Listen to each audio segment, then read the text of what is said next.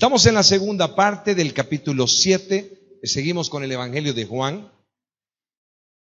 Podemos titular en esta enseñanza o en este domingo, podemos titular la enseñanza Jesús despreciado. Jesús despreciado. Capítulo 7, versículos 10 al 24. Vamos a ver desde el versículo 10 al 24, hacemos la lectura en este tiempo. Señor amado Dios, danos de tu gracia. Pero después que sus hermanos habían subido, entonces él también subió a la fiesta, no abiertamente, sino como en secreto. Y le buscaban los judíos en la fiesta y decían: ¿dónde está aquel? Y había gran murmullo acerca de él entre la multitud. Pues unos decían: es bueno, pero otros decían: no, sino que engaña al pueblo. Pero ninguno hablaba abiertamente de él por miedo a los judíos. Mas a la mitad de la fiesta subió Jesús al templo y enseñaba, y se maravillaban los judíos diciendo: ¿cómo sabe este letras sin haber estudiado? Perdón, un segundito, aquí nos hemos ido por internet acá. Vamos a desconectar esto. Ok, perdón. Volvemos a la lectura. ¿Cómo sabe este letras sin haber estudiado? Versículo 16. Jesús le respondió y dijo: mi doctrina no es mía, sino que aquel que me envió, el que quiera hacer la voluntad. Otra vez leo, perdón, me he distraído con el corte. Versículo 16, Jesús le respondió y dijo: mi doctrina no es mía, sino de aquel que me envió. Versículo 17, el que quiera hacer la voluntad de Dios, conocerá si la doctrina es de Dios, o si yo hablo por mi propia cuenta. Versículo 18, el que habla por su propia cuenta, su propia gloria busca. Pero el que busca la gloria del que le envió, este es verdadero, y no hay en él injusticia. Versículo 19. ¿No os dio Moisés la ley y ninguno de vosotros cumple la ley? Porque, ¿por qué procuráis matarme? Respondió la multitud y dijo: demonio tiene. ¿Quién procura matarte? Jesús respondió y les dijo: una obra hice y todos os maravilláis. Por cierto, Moisés os dio la circuncisión, no porque sea de Moisés, sino de los padres, y en el día de reposo circuncidáis al hombre. Versículo 23, si recibe el hombre la circuncisión en el día de reposo, para que la ley de Moisés no sea quebrantada, ¿os enojáis conmigo porque en el día de reposo sané completamente a un hombre? No juzguéis según las apariencias, sino juzgad con justo juicio. Oh Dios, danos gracias, Señor amado Dios, para entender tu palabra, Señor, para poder, Señor, comprender qué quieres, Señor, tú de nosotros y cómo nos puedes llevar mucho más al conocimiento del Padre y el conocimiento tuyo, Señor. Te damos gracias en el nombre de Jesús y todos decimos amén. Primero vimos la semana pasada en el versículo 1 al 9 del capítulo 7, que es parte de nuestro estudio, del versículo 1 al 9, y titulamos El mundo aborrece a Jesús. Y entendimos que el mundo aborrece a Jesús por una razón específica. ¿Por qué? Porque Jesús está declarando la realidad, la verdad del mundo. Y la verdad del mundo es que el mundo está practicando el mal, Entonces, en medio de todo esto, el mundo aborrece a Dios porque Dios le está hablando de su pecado, le está mostrando su pecado. Ahora, hay algunas personas que utilizan una frase muy conocida como que las verdades duelen. Pero cuando el Señor está hablando de la verdad, está hablando de la verdad para el arrepentimiento, pero también está condenando al mundo porque es Jesús, es Dios mismo, por lo tanto tiene la autoridad para condenar al mundo por causa de su pecado, como también darle el mensaje de su pecado para llevarle al arrepentimiento. Ahora, sabemos y recordamos que el contexto en el que estamos en este capítulo es la fiesta de los tabernáculos.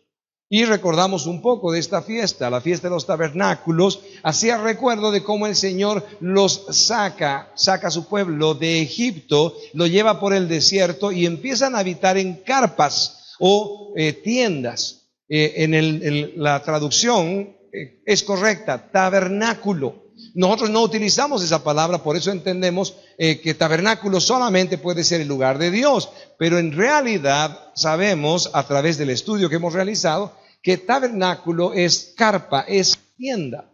Y ellos habitaban en medio de tiendas y el Señor ordenó que se levante un tabernáculo específicamente para Él. Mientras tanto el pueblo iba en tabernáculos, también el Señor tenía su tabernáculo, donde Él recibía constantemente culto y su presencia estaba de continuo en ese lugar. Compartimos al respecto de esta fiesta que también les recordaba aún el tema de la provisión de Dios, el cuidado de Dios y la presencia de Dios por estar en medio de ellos en su tabernáculo. Por lo tanto, el Señor podía cubrirles de tal manera que el sol no les dañe y podía también tener una nube de fuego sobre ellos para calentarles. Por otro lado, vimos nosotros que les dio agua cuando Moisés golpea una piedra y el mismo Dios les da agua a través de la piedra. Toda la provisión, todo el cuidado de Dios está en medio de la recordación o en medio de la memoria que se trae para que cada uno de los descendientes de ellos sepa que el Señor les hizo habitar en tabernáculos, les rescató de Egipto y hizo todas las proezas para sustentarles, para guardarles. Un tema que seguramente nos llamó la atención el domingo pasado fue que ni sus hermanos creían en Él. Qué complicado, ni sus hermanos creían en Él.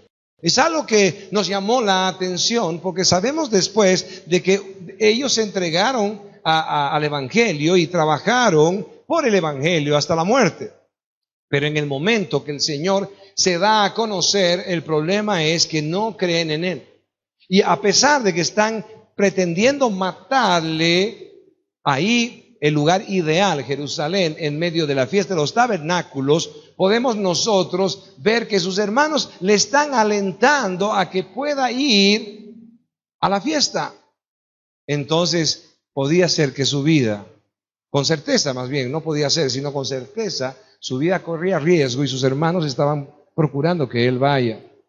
Son conjeturas de que no les importaba nada aparte de no creer en él.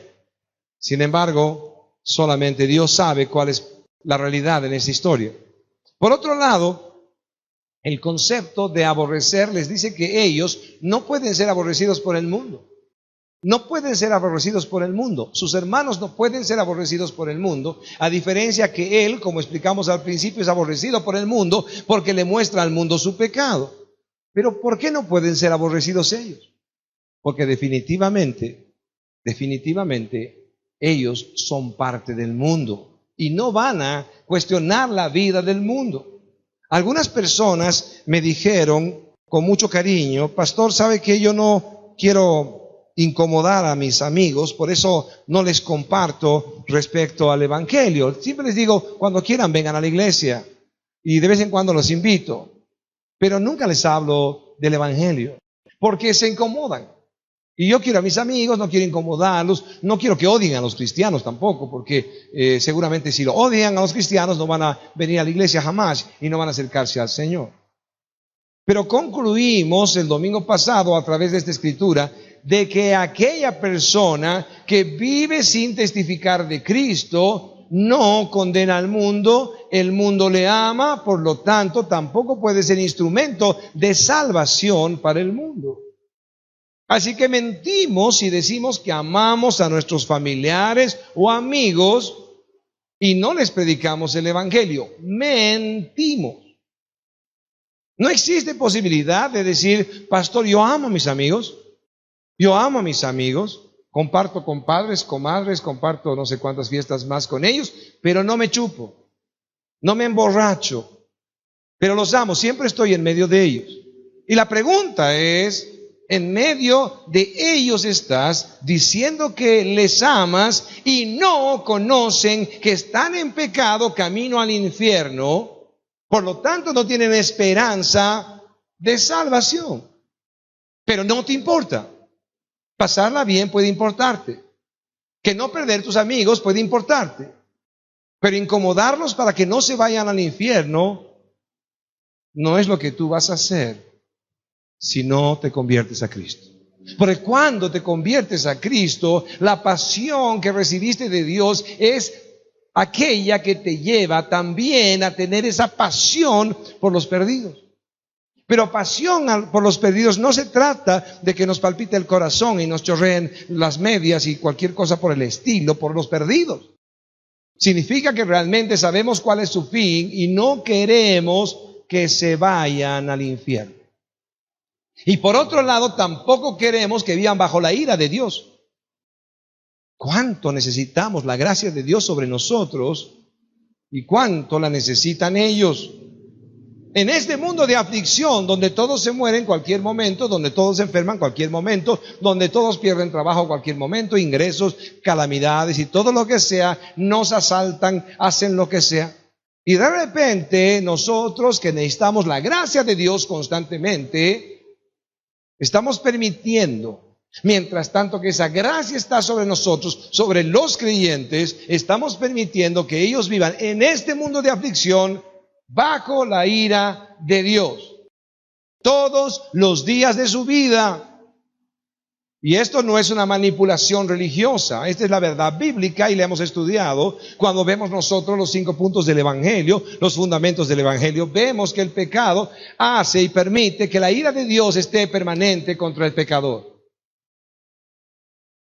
La conclusión que tuvimos el domingo pasado nos debe llevar a entender que el propósito de tu salvación, de mi salvación, es que seamos salvación para otros, no porque nosotros podemos salvar, sino porque la locura de la predicación del Evangelio es el instrumento que utiliza Dios para la salvación. Si no le presentamos su problema, ¿cómo puede buscar la solución? Si no le decimos que está bajo la ira de Dios, camina al infierno, ¿por qué va a necesitar un Salvador? Por eso las iglesias que predican una doctrina humanista, donde todo es, tú eres la niña de tus ojos, tú eres especial tesoro, tienes que subir tu autoestima porque tú eres un tesoro para Dios, etcétera, y demás tonterías, crecen abundantemente más que ninguna otra iglesia. Las iglesias más grandes en el exterior, como históricamente en Estados Unidos, las iglesias más grandes no son las de buena doctrina, también son las de mala doctrina. ¿Por qué? Porque el mundo quiere escuchar de ti, cristiano, quiere escuchar un mensaje agradable a su vida, a sus oídos. Pero ¿qué hacemos? Mientras tanto se están perdiendo. Ah, no, pastor, yo la paso bienísimo con ellos. Yo comparto con ellos, pero no me emborracho. Comparto con ellos, pero no bailo. ¿Y qué compartes con ellos? Ah, sus bromas tontas, sus bromas vulgares, cómo hacen un desastre de la mujer, cómo utilizan cualquier cosa respecto para hacer bromas al respecto de ella, el escarnio constante, la mujer siempre es así o asá. Y si se reúnen mujeres, entonces ¿qué compartes? El escarnio hacia los hombres, que todos los hombres son iguales. Yo no sé por qué tardan tanto en casarse si todos los hombres son iguales, ¿no? Ahí hay un problema. Pastor, todos los hombres son iguales. ¿Y por qué estás tardando tanto en casarte? Elige cualquiera si todos son iguales. Pero también, de todas maneras, aunque pueda haber verdad en su escarnio, entre hombres y mujeres, eso es lo que se comparte en el mundo. Bueno, entonces no hablamos de esas cosas, hablamos de cosas más importantes. Compartimos sobre política, entonces alguien odia al gringo y el otro odia al indio, entonces estamos en medio del mero pecado y participamos con nuestra sonrisa. No opinamos para no pecar contra Dios, pero estamos en medio de ello. Camino al infierno, bajo la ira de Dios, y decimos que les amamos. Alguien diga, por favor, pastor, continúe los versículos que nos tocan. Versículo 10 dice, pero después que sus hermanos habían subido, entonces él también subió a la fiesta. No abiertamente, sino como en secreto. Entendemos nosotros que el Señor había esperado un momento, se fueron sus hermanos a la fiesta, querían que Él vaya aún primero, pero luego ni siquiera sube con ellos a la fiesta. ¿Por qué? Porque habían caravanas que iban desde un lado hasta el otro, si ustedes se acuerdan. Entonces estaban ahí en Galilea y iban a subir a Judea, y en Judea estaba Jerusalén, donde era la fiesta. Iban a pasar aún, seguramente bordeando Samaria, iban a llegar hasta ahí. Entonces eran caravanas que estaban yendo ahí, y el Señor espera y no va con sus hermanos, sino va un poco después. Ahora, tiene que ir en secreto. ¿Por qué? Porque su hora no ha llegado todavía. Él no debe ser todavía sacrificado. Entonces, aún con todo el poder que tiene, como también lo utiliza varias veces cuando no es su tiempo y él pasa en medio de todos y no pueden hacerle nada, en ese momento él decide ir después de ellos secretamente. El versículo 11 al 13, del versículo 11 al 13 dice lo siguiente: y le buscaban los judíos en la fiesta y decían, ¿dónde está aquel? Estaban atentos a su llegada. Unos estaban atentos a su llegada para escuchar de él, para ver sus milagros. Algunos eran honestos al buscarle y a esperar su venida o su aparición en medio de la fiesta. Pero otros procuraban matarle. Vemos el versículo 12, dice, y había gran murmullo acerca de él entre la multitud. Pues unos decían, es bueno, pero otros decían, no, sino que engaña al pueblo. Tan importante. Seguramente que toda la multitud que le abandonó al Señor, el momento que el Señor, después de haber alimentado a los 5,000 y haber estado con tanta multitud y tanta gente alrededor, de repente les dice en Juan 6:44, no es de ustedes venir a mí, sino que mi Padre les ha traído, y le abandonan en este momento y solamente se quedan los discípulos. Seguramente en medio de toda esa multitud que se fue, aparecen algunos personajes que pueden meditar y decir, realmente era el Cristo. Realmente era el Cristo. De repente pocas personas, pero están ahí. Era un hombre bueno. Es un hombre bueno. Tantos milagros que ha hecho. Creo que es Cristo. Creo que es el Salvador. Creo que es el Mesías prometido. Pero la mayoría de la multitud le había abandonado, entonces no tenía mucho que esperar de él. En el versículo 13 dice, pero ninguno hablaba abiertamente de él por miedo a los judíos.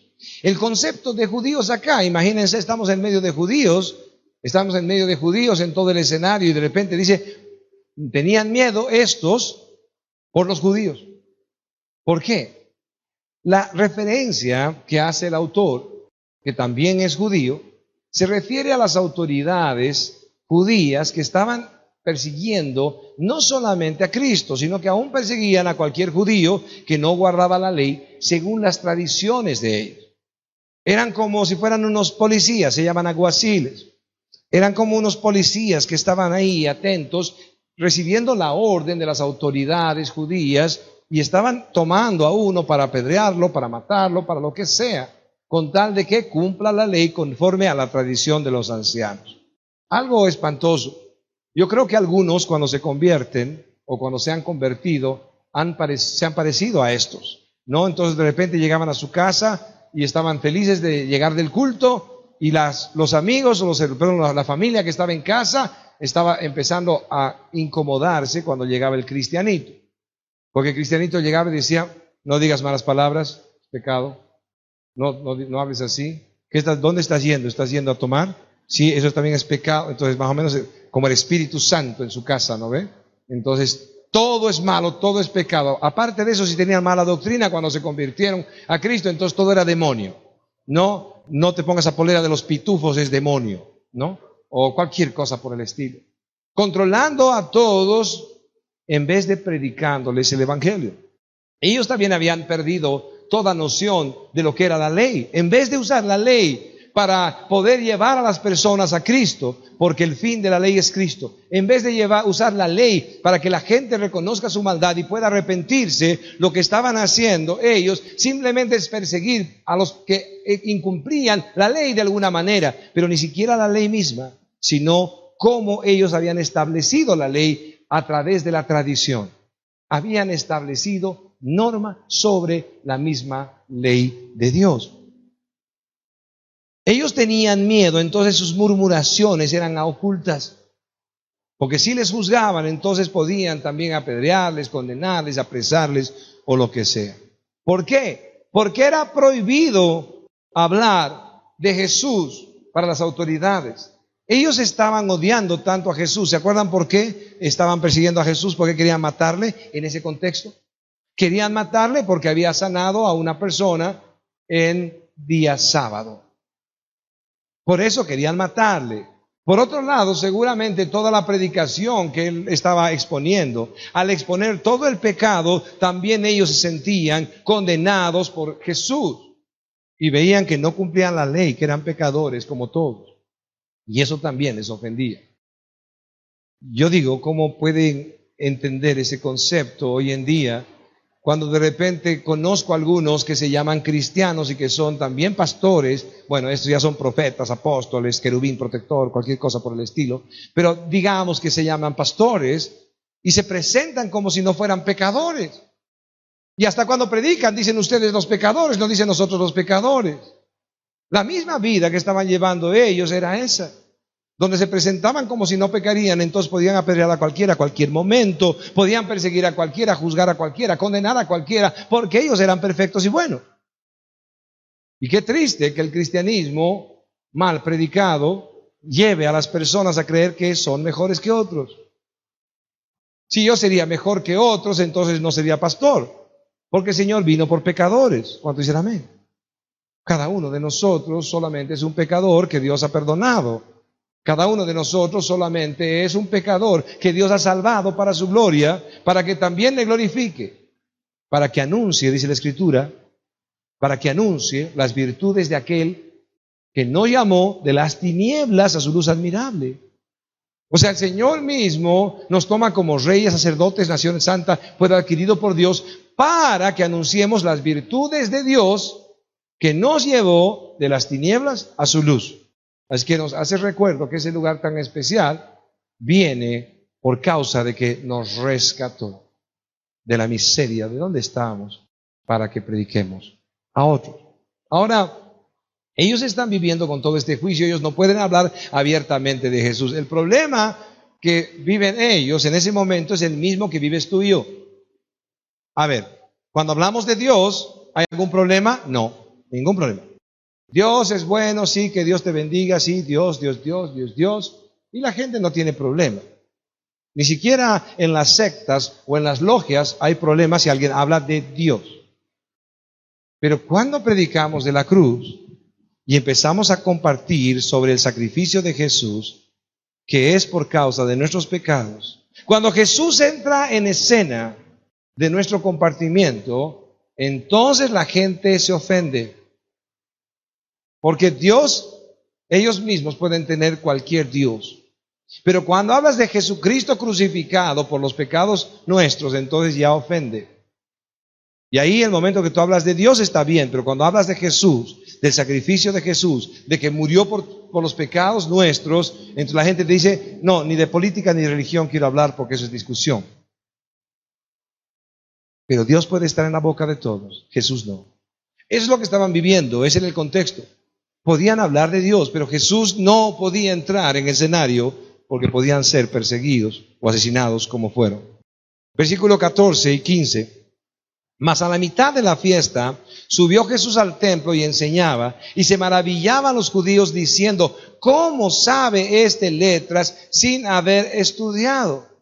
Por un momento, aquellas autoridades que estaban repartidas por diferentes partes, ahí en el templo empiezan a escuchar lo que enseña Jesús como maestro. Jesús era maestro y era reconocido como maestro. Por lo tanto, también cuando él puede leer, aún en la sinagoga, las Escrituras es porque es autoridad y considerado un maestro. Pero el problema está en que lo catalogan rápidamente como aquel que no sabe de letras, que no sabe de letras, que no ha estudiado. Ahora, pongámonos a pensar, los judíos tienen que estudiar el Pentateuco y conocerlo de memoria en su estudio de pequeño. Su estudio era ese. Ellos tenían que formarse en el Pentateuco y tener los 5 libros con un conocimiento claro y también los salmos. Ahora, Jesús había estudiado como todos, pero el problema para ellos era que habían escuelas teológicas, escuelas bíblicas en ese tiempo de los judíos, y habían grandes maestros bíblicos. Ustedes se acuerdan que Pablo creció, dice, en su sabiduría, en conocimiento de las Escrituras, a los pies ¿de quién? De Gamaliel, ¿se acuerdan? Gamaliel, un gran maestro de las Escrituras. Ahí creció el apóstol Pablo, sin ni siquiera conocer a Cristo, sin que el Mesías le sea revelado, pero conoció de las Escrituras. Entonces, si alguien diría, el apóstol Pablo, o podían ver y decir, bueno, este Pablo, Saulo de Tarso, está hablando de todas las Escrituras. ¿Alguien podría decir que él no sabe nada? No, él ha sido formado en todo sentido y también con una escuela teológica, una escuela bíblica. Pero Jesús no. El problema es ese. Jesús había estudiado todas las Escrituras. Jesús las había escrito. Las conocía completamente. En su vida como judío había visto escritura tras escritura. Pero el problema era que no había estado en alguna escuela como otros grandes maestros. Por lo tanto, esto les chocaba. Ahora, que es tan triste que esto que dice aquí, ¿cómo sabe letras sin haber estudiado? Hace que las iglesias de mala doctrina, enseñen a los demás a no estudiar las Escrituras, sino ser guiados por el Espíritu Santo, de tal manera que el Espíritu les enseña, que el Espíritu les revela, y todo fuera de contexto. Claro que el Espíritu nos revela a Cristo, claro que el Espíritu Santo nos lleva a entender las Escrituras, pero no adivinar las Escrituras, sino, como dice la Escritura claramente, escudriñenlas. Si no estamos escudriñando las Escrituras, ¿cómo podemos conocer más de Dios si no estamos estudiando las Escrituras? Ahora el Señor Jesús está aquí cuestionado como aquel que no tiene conocimientos por causa de que no estuvo en una escuela teológica judía. Veamos el versículo 16. Dice: Jesús le respondió y dijo: mi doctrina no es mía, sino de aquel que me envió. ¡Qué maravilloso! Le está diciendo que él tiene una escuela y que es una escuela mejor, que es una escuela mayor, que la escuela viene de Dios mismo. Por eso dice, Jesús le respondió y dijo: mi doctrina no es mía, sino de aquel que me envió. Versículo 17. El que quiera hacer la voluntad de Dios, conocerá si la doctrina es de Dios o si yo hablo por mi propia cuenta. El que quiera hacer la voluntad de Dios, conocerá si la doctrina es de Dios o si yo hablo por mi cuenta. Lo que estaban preguntando es, ¿realmente este conoce, sabe? Él respalda, la doctrina viene de Dios, yo soy enviado por Dios. Otra vez les ofende, porque si es enviado de Dios, el único contexto era, soy el Mesías. Porque no era como un enviado, simplemente un profeta, como han tratado de categorizar o catalogar a Jesús, sino que está diciendo, yo soy enviado de Dios. Pero ahí el contexto sigue siendo el mismo. ¿En qué estaba? ¿Cuál era la discusión real de quién era Cristo? Si era el Mesías o no era el Mesías, porque él ya había dicho que era Dios mismo. Entonces ahí está, después de ser cuestionado, está diciendo la doctrina viene de Dios porque yo vengo de Dios. Y ahora el versículo 17 que leímos dice, el que quiere hacer la voluntad de Dios conocerá si la doctrina es de Dios o si yo hablo por mi propia cuenta. El contexto es simplemente con Jesús. ¿Quieren saber si la doctrina que yo enseño es verdad? Ok, si ustedes quieren hacer la voluntad de Dios, lo van a saber. Si ustedes realmente quieren hacer la voluntad de Dios. ¿Por qué? Porque ellos estaban dispuestos a estudiar las Escrituras, a trabajar aún a través de las enseñanzas y dar enseñanzas a todos. Y cuántas cosas más que estaban dispuestos. Eran religiosos. Podían hacer muchas cosas por su religión. Podían estar totalmente sirviendo en una y otra cosa en la sinagoga o en el templo. Pero el problema está en que si quieren hacer o no quieren hacer. Si me ayudan con la puerta y que no hagan bulla, por favor. Si ellos realmente quieren saber la doctrina, si es verdad o no es verdad, esto tiene relación con el deseo de obedecer a Dios. Solo un ejemplo que se me ocurre. Me acuerdo que les he contado alguna vez este ejemplo, pero en realidad ahora me pasa con mi hijo, antes pasaba con mis hermanas. Entonces venían mis hermanas y me decían, me pongo esto, me pongo aquello, verde o amarillo. Y yo decía, el amarillo te queda muy bien. Y gracias, decían y salían de verde. Después de media hora que se habían probado 7 cosas por ahí. ¿No ve? Tengo 3 hermanas y tengo 2 hermanos más. Pero 3 hermanas en día de fiesta preguntándome qué se visten, qué se ponen. Y luego que se pongan lo que les dé la gana. Ya se pueden imaginar qué cansado andaba. Ahora me pasa con mi hijo, ¿esto está mejor o esto está mejor? Si este queda bien, no papi, muy anticuado. No, entonces igual sale como quiere. El problema es ese. Señor, ¿cuál es tu voluntad? Señor, ¿qué debo hacer? Y al final, el Señor no nos va a responder. Y no nos va a responder, ¿por qué? Porque no queremos hacer su voluntad. Es más, a veces ya sabemos lo que queremos hacer. Señor, ¿este hombre es tuyo o no es tuyo? Y el Señor, no es mío. Gracias, Señor. Y ahí está. Señor, ¿hago esto o hago aquello? ¿Voy o no voy? No, no vas. Voy no vas. ¿Cómo Dios va a mostrarnos su voluntad? ¿Cómo va a hacernos conocer su deseo si nosotros queremos hacer simplemente nuestro deseo? Peor todavía, las personas que tienen malas costumbres, que utilizan la Biblia como sortilegio y están leyendo la Biblia, Señor, háblame, y se encuentran cualquier cosa en la Escritura, y cuando ven que hay 100,000 sís, 200,000 nos, 400 tal vez, entonces van a encontrar uno. Y cuando encuentren uno, dicen, sí, Señor, ahí me ha dicho sí, o me ha dicho no. Cada uno puede estar buscando simplemente su voluntad. Pero el que quiere la voluntad del Señor, la va a conocer. Quien quiere saber la voluntad de Dios, la va a conocer. El que quiere hacer lo que Dios quiere, va a saber hacer, va a saber qué es lo que Dios quiere que hagamos. Vuelvo a leer, versículo 17. El que quiera hacer la voluntad de Dios, conocerá si la doctrina es de Dios o si yo hablo por mi propia cuenta. Es Dios una vez más el que se revela a nuestras vidas. Depende de Él. Su revelación es suya. No hay una revelación como que por nuestro deseo, por nuestro clamor o lo que sea. Realmente aún estamos llamados a clamar, a estudiar las Escrituras, a esforzarnos, y Dios revelará su vida, su deidad, su salvación, porque Él quiere a sus hijos.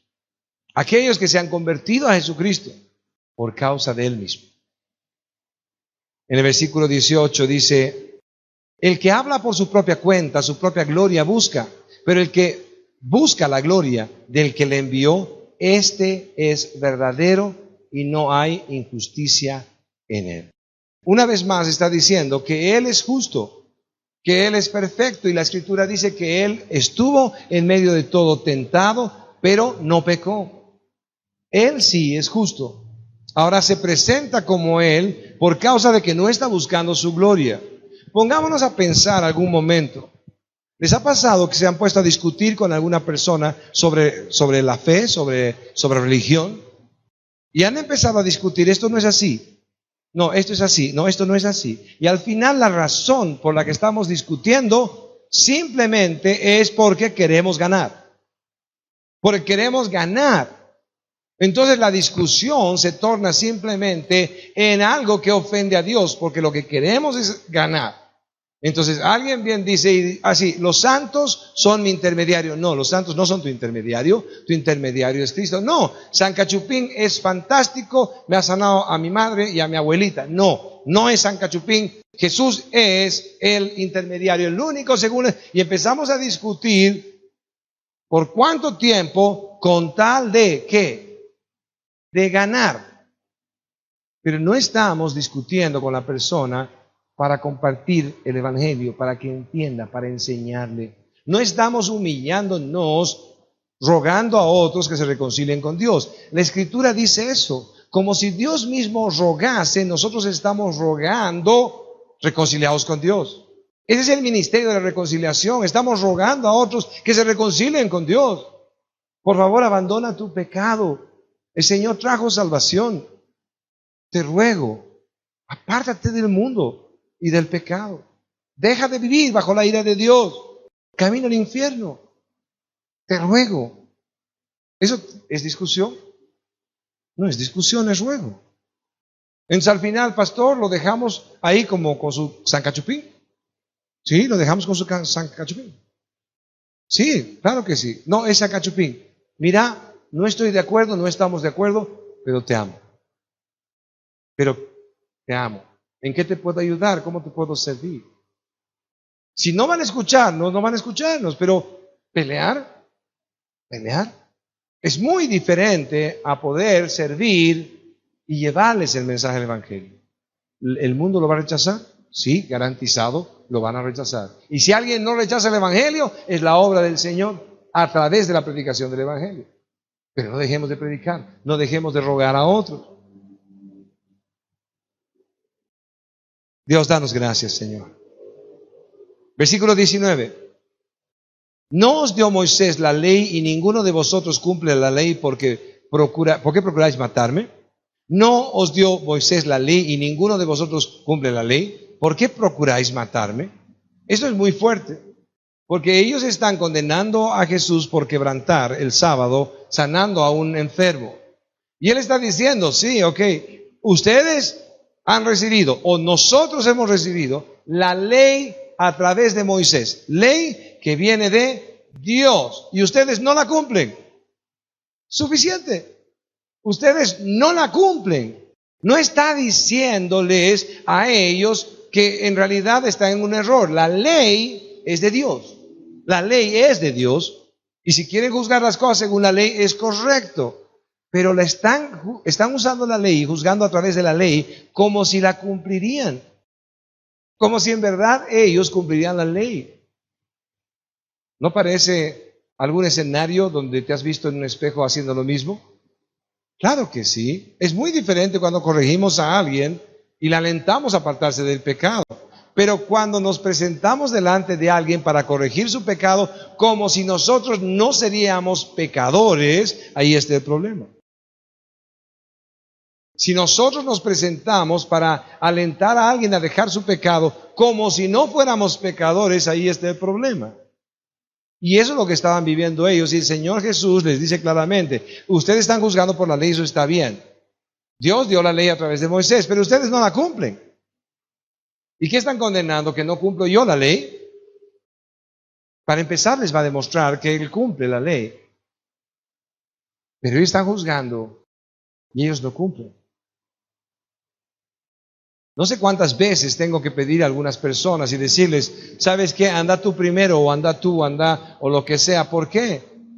Porque siempre me extravío con los horarios. Es terrible, soy terrible. Soy un espanto.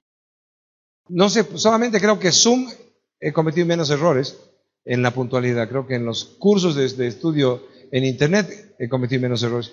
Pero me cuesta un montón, siempre me extravío.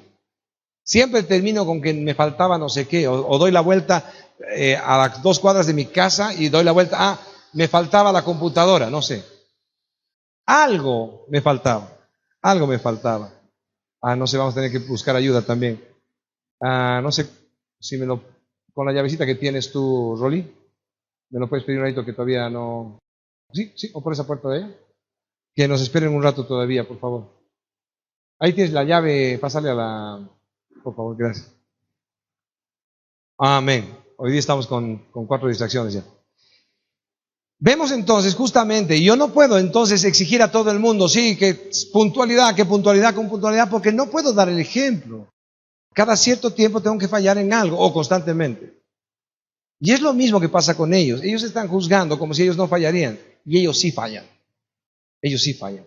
Ahora, continúa y dice, ellos mismos no cumplen la ley y todavía quieren matarme, dice Jesús. Todavía quieren matarme porque yo no cumplo la ley. Versículos 20 en adelante. Dice, respondió la multitud y dijo, demonio tienes. ¿Quién procura matarte? Versículo 21. Jesús respondió y les dijo, una obra hice y todos os maravilláis. Por cierto, Moisés os dio la circuncisión, no porque sea de Moisés, sino de los padres. Y en el día de reposo circuncidáis al hombre.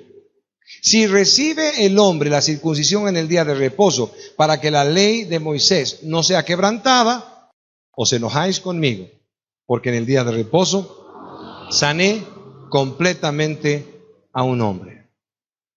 Le están diciendo, demonio tienes, ¿quién te quiere matar? Ahora, él está diciendo, una obra hecho, todos se han maravillado de esta obra, pero ustedes me juzgan porque he quebrantado el sábado.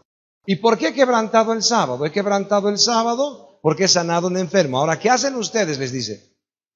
Ustedes, para cumplir la ley de Moisés, la ley de Dios, hacen lo siguiente. Están en sábado, pero han pasado 8 días del nacimiento de un niño. Entonces el niño que ha cumplido 8 días, ¿qué tiene que hacer? Ser circuncidado. Tiene que ser circuncidado los 8 días. ¿Y qué es lo que hacen ellos si es sábado? Los circuncidan. ¿Por qué? Porque no quieren quebrantar los mandamientos de Dios. Entonces es día de reposo, pero es 8º día para este niño, vamos a circuncidar. ¿Cumpliendo qué? La ley del Señor. Y no estamos quebrantando el sábado, porque estamos haciendo esto que Dios también ha mandado. Entonces el Señor, Jesús les dice lo siguiente. Les dice, ustedes hacen esto para no quebrantar la ley, pero a mí me quieren matar. Porque en el día sábado no es que he circuncidado a alguien como ustedes, sino que le he sanado de cuerpo entero. La circuncisión estaba mostrando que este niño era separado para Dios. Sabemos nosotros que no salvaba, pero era separado para Dios.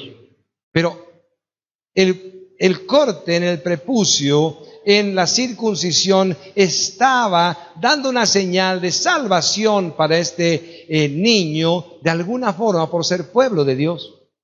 Y el Señor les hace la comparación y les dice, yo que he sanado a este hombre de cuerpo entero, soy condenado por ustedes el mismo sábado que ustedes circuncidan. La necedad en los hombres puede hacer exactamente lo mismo. Podemos nosotros condenar a Jesús porque no hizo esto o no hizo aquello, como si Él debería hacer algo por nosotros, y de repente le desechamos. En este caso le estaban desechando por quebrantar algo que ellos también quebrantaban en nombre del bien para el niño, y el hombre es sanado de cuerpo entero y lo siguen condenando. Y nosotros muchas veces podemos aún condenar al mismo Señor porque no hace algo que nosotros tenemos la expectativa en que lo haga. Ellos estaban esperando que Él viva el sábado como todos los demás hombres, sin entender que eran sus tradiciones lo que estaban encarcelando a los demás hombres, Pero ¿cuál es nuestra condenación al Señor? Señor, ¿por qué no sanaste a la tía Chunti, Señor? ¿Por qué no nací en un hogar donde haya un montón de dinero, Señor? Señor, ¿por qué soy esto o el otro si otros son esto o aquello? Oh Dios, te he clamado tanto por esto y hasta ahora no me lo has dado. Y las expectativas que nosotros tenemos del Señor también hacen que nosotros le desechemos. Pero el Señor no puede ser desechado porque no es nuestro siervo. El Señor no puede ser desechado porque no hizo algo, porque no es nuestro siervo. Nosotros somos siervos de Dios cuando Él nos ha salvado, amén. Nosotros deberíamos servirle. El que tiene reclamos para nosotros es Dios y es injusticia. Porque no hacemos ni siquiera lo que Él ha mandado. Apenas algo de lo que Él ha mandado hacemos. Ellos estaban desechando al Salvador de la vida. Y tristemente no lo sabían. Terminamos en el versículo 24. No juzguéis según las apariencias, sino juzgad con justo juicio. ¿Qué estaban juzgando? Estaban juzgando a Jesús como que Él no es el Mesías. ¿Por qué? Porque le conocemos. Porque conocemos a su padre, a su madre, a sus hermanos y a sus hermanas. Entonces, como es alguien como nosotros, no puede ser el Mesías. Por eso lo estaban desechando. Segundo, le estaban desechando, ¿por qué? Porque quebrantaba el sábado, que para ellos, que quebrantaban también el sábado por esta situación, Él no podía hacerlo porque los demás hombres estaban condenados por ellos para que no hagan nada el sábado y habían reglamentado la forma en la que había que guardar el sábado y estaban a la pesca del que quebrantaba la tradición. Lo estaban juzgando al autor de la salvación. Estaban juzgando y desechando al autor de la vida. Estaban desechando a su Salvador. La pregunta para ti y para mí es si estás desechando a Jesús. Porque si tú también estás desechando a Jesús y prefieres el mundo, entonces no hay salvación para ti. Esa es la realidad. No hay salvación para ti. Podemos nosotros amar a este mundo respecto a la gente, como dice el Señor, que amó al mundo, hablando de la salvación de los hombres, de la necesidad de salvación de los hombres, de la posibilidad de salvarse, dando su vida por ellos. Y Primera de Juan dice que nosotros debemos dar la vida como el Señor dio la vida por los demás. Pero mientras tanto permanezcamos desechando a Jesús, entonces ni siquiera seremos instrumentos para salvación en la vida de otros, sino que nosotros mismos que hemos desechado a Jesús también seremos desechados. Tomemos decisiones sabiendo que el amor de Dios ha sido tan grande que el Señor solamente ha llamado a pecadores como yo, como tú. Estemos atentos a esa gracia tan grande que el Señor nos ha dado. Si hubiera sido por mérito, el Señor nos hubiera condenado. Si hubiera sido por santidad, el Señor nos hubiera condenado. Si hubiera sido aún por examen, el Señor nos hubiera condenado. Pero la salvación que viene de Dios vino sobre pecadores. Pero no nos entreguemos al pecado o al mundo para continuar lejos de Él, desechando al Salvador de nuestra vida. Podamos ver en la Escritura que nosotros podemos ser los mismos a quienes hemos visto. Ponte de pie, acerquémonos al Señor.